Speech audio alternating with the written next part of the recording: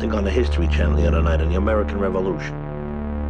You know we're the only country in the world where the pursuit of happiness is guaranteed in writing? You believe that? Huh? Bunch of fucking spoiled brats. Where's my happiness then? Growing up in America, we were all taught that the Founding Fathers established the pursuit of happiness as one of the three fundamental, inalienable rights whose protection is our government's highest priority. These simple but foundational principles were supposed to be the guideposts to ensuring our progression towards a better, brighter, and happier future. We could not have possibly been more mistaken. Somewhere along the way, we as a country have fallen completely off course. In our relentless pursuit of happiness, we have forgotten to stop and ask ourselves what exactly it is that we are chasing. Maybe if we had taken a moment to consider the nature of the happiness we so desperately desire, we may have realized that the answer was sitting right beneath our nose. It is hardly a controversial statement to say that the world we inhabit today would have been unrecognizable to our ancient ancestors. Through science, our understanding of the universe has progressed so far that even the most ignorant of today can simply go online and find answers to questions that geniuses of the past could not solve in their day. However, there is one question stemming from the knowledge of our own inevitable deaths, whose answer we still have yet to find. The question, to put it simply, asks what the meaning of our lives is supposed to be. It's a question that is as cliché as it is universal. One that is shaded with the darkness of the macabre, an inevitable consequence of the deep discomfort of the realization that whatever you do, none of it will really matter when you're 6 feet under. For many, the answer to this question is quite simple. Happiness is the reason for our existence. After all, we don't go to work simply because we want money. We don't study for exams just because we want a good grade. We do these things because we hold the belief that they'll bring us closer, somehow, some way, to our ultimate goal of happiness. I like pancakes, they make me a happy pea. It would certainly be nice if the meaning of life were that simple. But ask the average person on the street to define happiness. Chances are you won't get a straight answer. Unfortunately, while it is easy to say that we all just want to be happy, we've never been able to fully agree on what exactly it means. The ironic reality that we as human beings are driven endlessly to question the nature of our ultimate goal and purpose, but seem unable to arrive at a universal conclusion, is a paradox that French philosopher Albert Camus calls the absurd. He compares the human condition to Sisyphus, the man who defied the authority of the gods by cheating his own death, and as punishment was given the task of rolling a massive boulder up a hill, only to watch it tumble back down each time he nears the summit. To Camus, it is this ceaseless cycle of striving and failure that symbolizes humanity's perpetual struggle to find meaning in a world that offers no clear answers. However, this is no reason to despair, as he writes that the struggle itself toward the heights is enough to fill a man's heart. One must imagine Sisyphus happy. In Camus' view, the only way for us to find authentic happiness is to reject the search for external validation, as in doing so, we are able to rebel against the absurd existence and find fulfillment in life itself. But in the modern world of advanced AI and self-driving cars, it is difficult for me to relate my experience to a prehistoric Greek myth. What we need isn't Sisyphus, but a more modern, more American hero. And in order to meet him, we will have to make a visit to the one who lives in a pineapple under the sea. Our hero has been hiding in plain sight all along, disguised in a ubiquity that is almost impossible to overstate. As one of the few shows that somehow saw the age of the internet increase their cultural relevance, SpongeBob has truly transcended the realm of beloved children's TV show to that of pop culture dominance. In fact, companies have been so eager to work with the image of SpongeBob that hypothetically, I could have started this morning by getting out of my SpongeBob-themed bed, putting on my SpongeBob-themed clothing, taking a shower using my SpongeBob-themed soap, eating my SpongeBob-themed cereal, and then heading out, not before forgetting to put on my SpongeBob-themed shoes. But SpongeBob is much more than just meme fodder or a corporate moneymaker. He is our best modern example of how to deal with the absurd existence. To understand why, we must first look into how he became so popular in the first place. Who is possible? Patrick, what are you doing here? At the heart of SpongeBob's success lies its iconic cast. But while it can be argued that each of these characters brings something indispensable to the show, there is one figure that stands out in their importance. One whose role goes beyond narratives and storylines to the very creation of the show itself. Her name is Mrs. Puff. It is difficult to imagine that one of the most successful television franchises of all time was on the verge of being scrapped before its first episode even aired. It is even harder to picture that Mrs. Puff would be the reason why it wasn't. At first glance, SpongeBob's driving school instructor doesn't strike as anything remarkable. She is grumpy, mentally unstable, and displays extremely questionable decision-making when it comes to her romantic relationships. But without her, the entire SpongeBob universe may never have existed at all. The reason for this stems back to a conflict between show creator Steven Hillenburg and network executives at Nickelodeon, who pushed for SpongeBob to be reimagined as a child who went to school in order to make him more relatable to a younger audience. Hillenburg, however, would have none of this. So much so that he was prepared to walk away from the project entirely if he didn't get his way. Only by creating the character of Mrs. Puff and having SpongeBob attend her driving school was Hillenburg able to come to a compromise. It still remains unclear as to why Hillenburg was so insistent that SpongeBob be an adult, but whatever the reason was, it is precisely SpongeBob's status as an adult that enables him to become our modern absurd hero.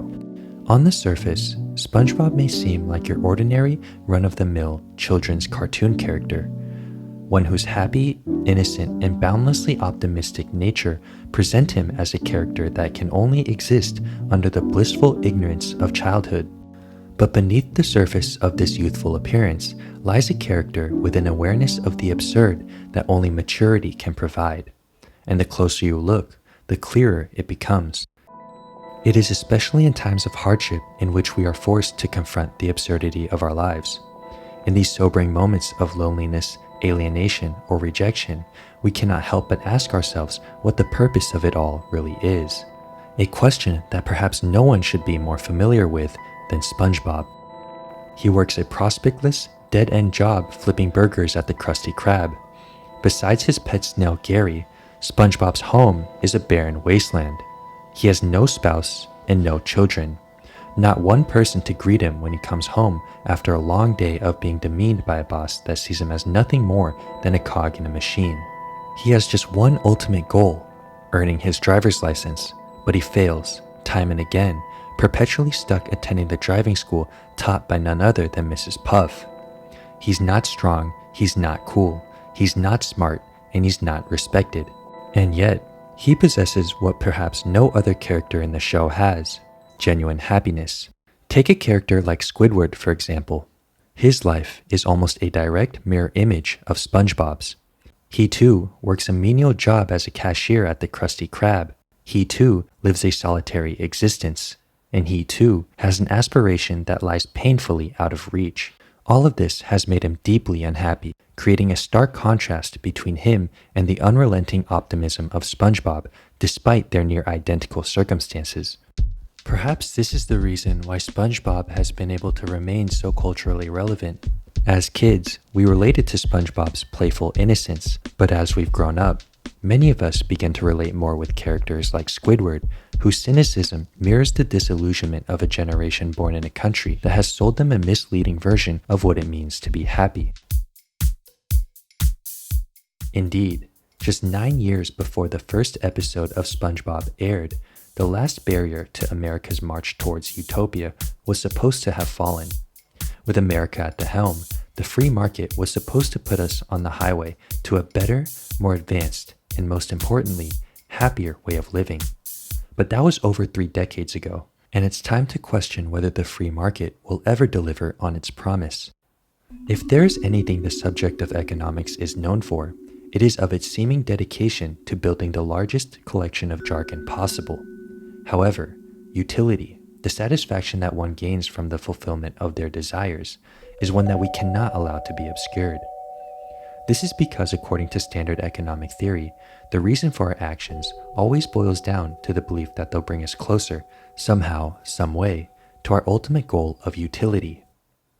If the previous sentence sounds familiar to you, it's probably because I began this video by describing happiness in exactly the same way. This is no coincidence. By defining utility in this way, modern economics defines happiness by obtaining the things you want. And what better way to achieve this than through the market? At this Georgia Walmart wrestling over pots and pans. The commotion veering out of control at an Alabama mall. Shoppers scrambling for safety as gunfire rings out. In a consumer society, creating objects of desire is the name of the game, one at which America has proven to be unmatched. There is no issue in this country that consumption cannot solve. Feeling insecure? Simply head to the nearest mall where you're guaranteed to find this week's newest trend. Feeling alone? Go talk to any of the hundreds of AI chatbots, all programmed to make you feel better. Feeling anxious or depressed? Your local pharmacy has just the right pill. Through its concept of utility, it seems that capitalism has embedded itself into our modern conception of happiness. This is an unprecedented shift away from the religious definitions of happiness that humankind has historically turned towards in their search of purpose. Spearheaded by the very generation that grew up watching SpongeBob, all metrics indicate that we are heading towards an era unmarked by the dominance of religion. But while religion's influence on America's definition of happiness has faded, it seems that we have simply swapped one omnipotent conception of happiness for another. After all, the free market is undeniably one of humanity's most powerful creations. For those of whom capitalism has granted immense wealth and influence, it is only natural for them to perceive its power as derived from the heavens themselves. However, it has become increasingly apparent that the vast majority of Americans have been failed by this new definition of happiness. Far from leading us to a happier future, American capitalism has only worked to perpetuate the positions of those few at the top, built upon its insistence on people feeling that they would be happy if only they could purchase one more thing, get one more upgrade, satisfy one more desire.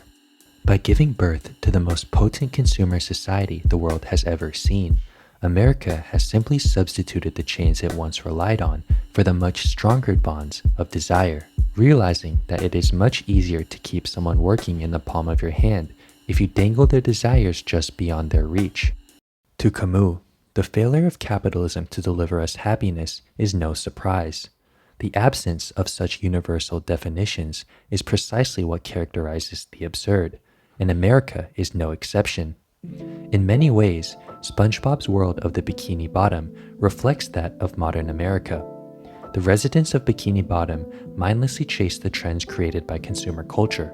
Its most successful business is owned by a character who epitomizes self-interested behavior and views his employees as nothing more than means to a profitable end. For SpongeBob, like us in America, living under the tenets of consumption is an inescapable part of his reality. This is the American absurd existence, and it is through a rebellion against it in which SpongeBob derives his happiness.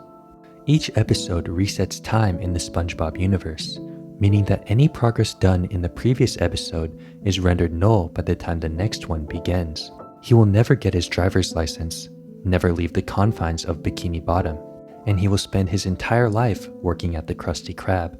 And while this makes SpongeBob's entire society tell him that he has no reason to be happy, he simply does not care. Like Sisyphus, he refuses to look towards the heavens or to his society to provide him with purpose, and by doing so, he creates his own meaning. To Camus, this is the only way to achieve genuine happiness in an absurd existence. One must imagine a character who takes pride in being a fast food fry cook, one whose favorite day is Monday of all days, one who rebels against external definitions of what it means to be happy, and by doing so is able to savor each passing moment to the fullest. In order to understand how to face the absurdity of modern life, one must imagine SpongeBob happy.